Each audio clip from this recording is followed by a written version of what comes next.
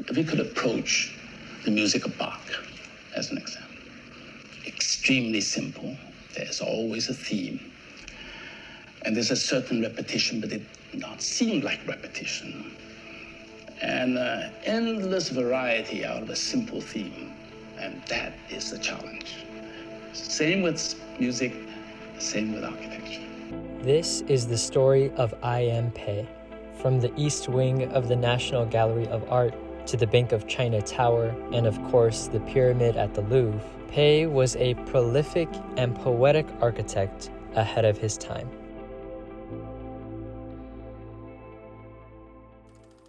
Yeo Ming Pei was born in 1917 in Guangzhou, China. His mother was a calligrapher and his father a banker.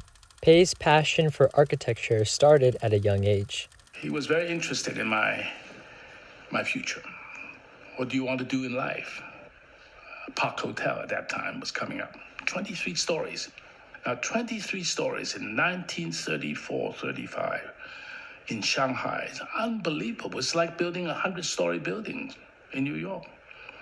So as a young man, I was taken to it, and I said, my gosh, that's fascinating business to be able to build a building of that height. So I said, maybe architecture. So that was the beginning. Now, Pei moved to the U.S. in 1935 and would eventually forge his legacy as a Chinese-American architect. Interestingly enough, Pei's father worked for the Bank of China, a building that one day Pei would design.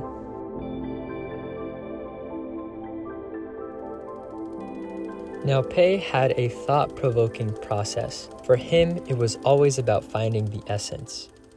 To have something that lasts, that says something, that means you really got hold of the essence of things. And that's the only thing that can last is really the essence, the thing that really otherwise it's transitory. Architecture for I.M. should also transcend time, and he felt very strongly about this concept. Here's what he said in an interview.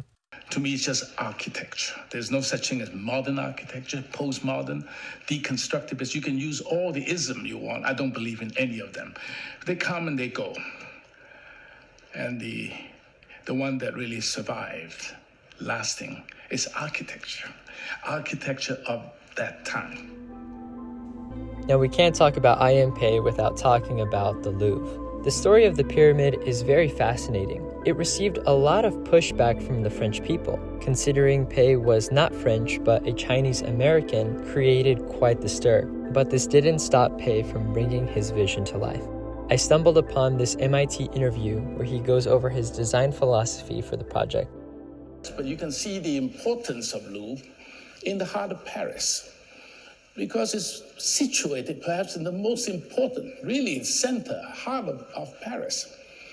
And yet it's separated, the left bank from the right bank. There's no way to penetrate except by car. So it became actually a barrier. And that became an urban design problem of first magnitude, because we have to open up the Louvre. To open up the Louvre, then you rejoin the two parts of Paris. So the pyramid form is necessary to give you space. So when you give you light, give you space, but at the same time transparent. You can see through it, and also you need a symbol.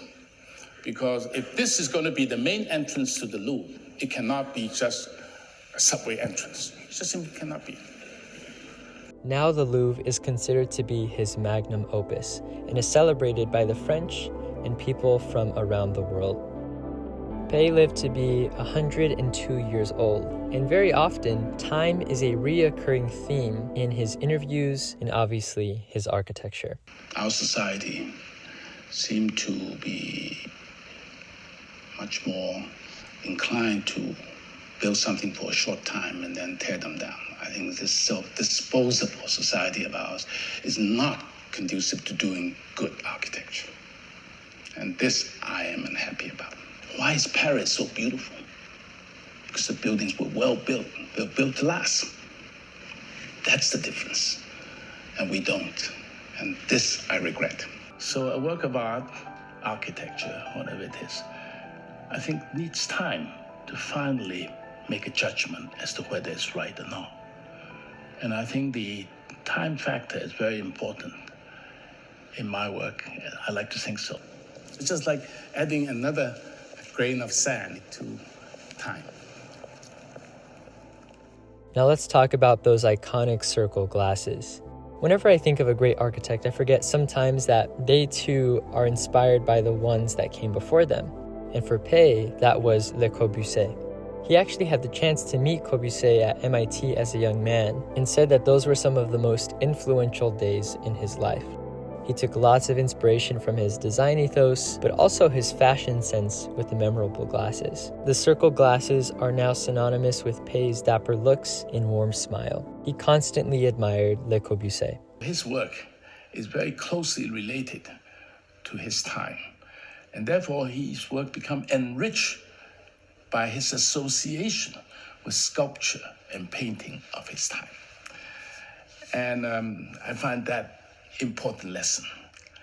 And if you're only thinking of architecture and allow yourself not to be part of a larger movement of thought, I think you lose a lot. Now, it can be argued that Pei is also the architect of his time. His prowess was on full display at the East Wing of the National Gallery of Art.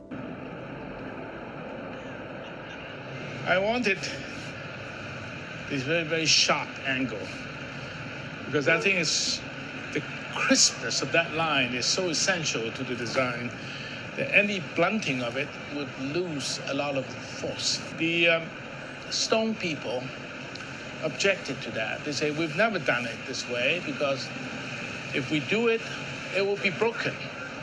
They recommended that I cut it back. I told them I understood all that, but I was willing to take a chance. It's one of those things you have to say, yes, you don't disagree, but you're willing to take a chance. And it's turned out people like it. And they obviously do because they touch it. But the sharpness is what now attracts people. I hadn't expected that. Now, despite his many accolades, Pei was always grounded to his process. So I don't think you'll find this to be a breakthrough of any kind. It's just a continuous process of development. I'm probably as demanding as any creative person. But you have to identify the important things and then press for it, not give up. How does one go about refining their own process? I really found Pei's advice here interesting. And because your eyes are what's going to teach you about buildings, you therefore learn to see. And you learn to see different things, and they're not all in one place.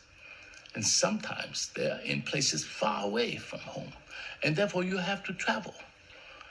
And traveling, seeing, visiting is more important to your education as an architect than reading books, than following designs by Mies van der Rohe or Le Corbusier. You have to learn yourself by seeing. And therefore the life becomes a richer life because the world is yours in a way, because you know the history of that world. I.M. Pei was a kind man with radical ideas and a memorable architecture. Of course, this isn't his entire story, but it goes to show how he's one of the most influential architects of our generation. Thank you so much for watching, and I hope to see you in the next one.